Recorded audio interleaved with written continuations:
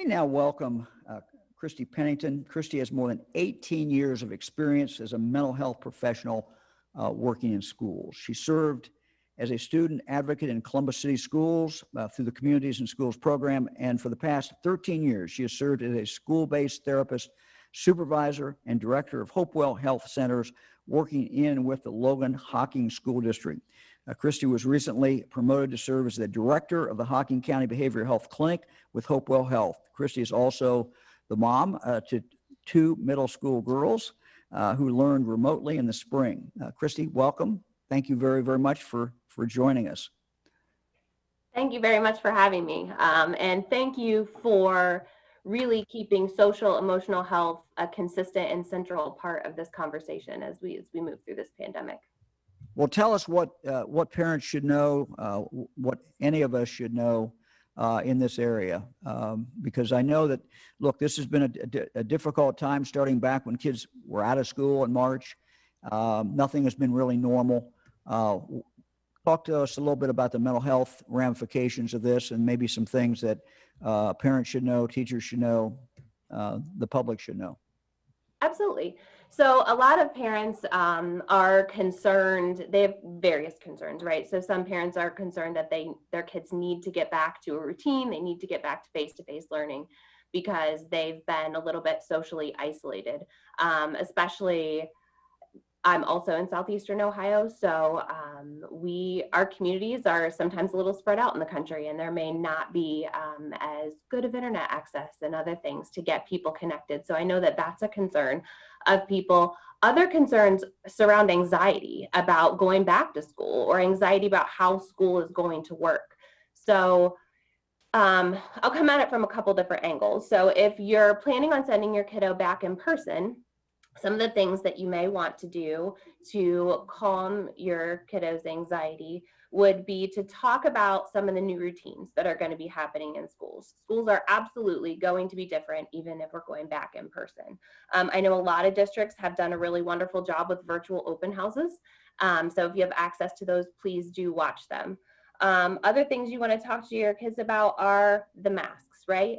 No one's excited about the masks, but it's going to help our communities, and it's going to help our kids stay in school longer if people participate in the mask wearing. So it's helpful if adults put aside their differences about whether they like the masks or don't like the masks and create the conversation as more of an adventure for little kids. This is different, but we're all going to wear masks and it's going to be fine and exciting. Other things that may be different, or you may have to talk to your older kiddos about they're not going to have lockers this year, so they're going to be carrying everything in their book bags. They may get their temperature checked every day.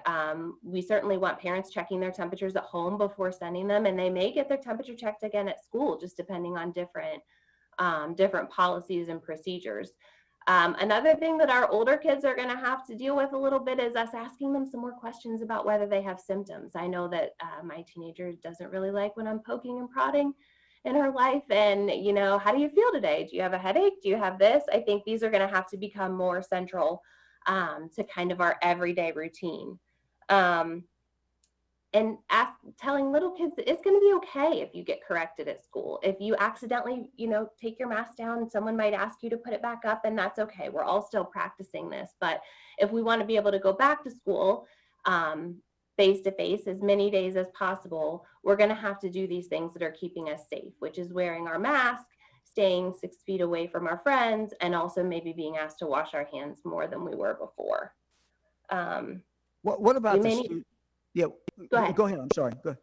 I was just going to ask you. We may also need to create some new routines at home, right? So for students who are maybe going to start virtually, like the students in Akron, we're going to have some different things that are going to help it be easier. So we want to first understand the format. So Dr. James did a really nice job of talking about how they really took what happened last year when we went home in the spring and we learned from it, and he's creating a virtual learning experience that has a little bit more structure. One of the things that makes in-person school so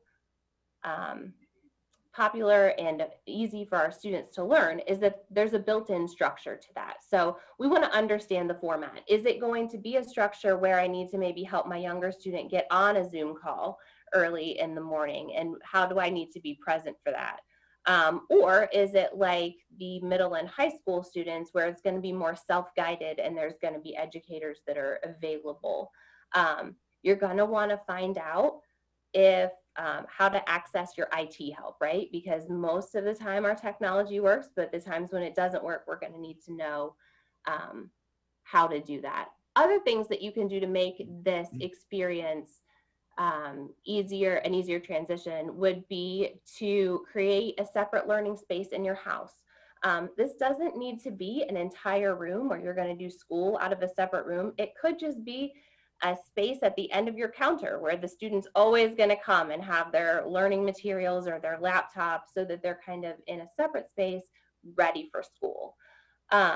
You may also have to talk about new rules. I know that last year when we were doing remote learning from home and my husband and I were both working from home, we had to talk about things like, when is it a good time to interrupt your parent who's also working, and things like that. So you're going to want to talk about rules. When's it okay to come get me?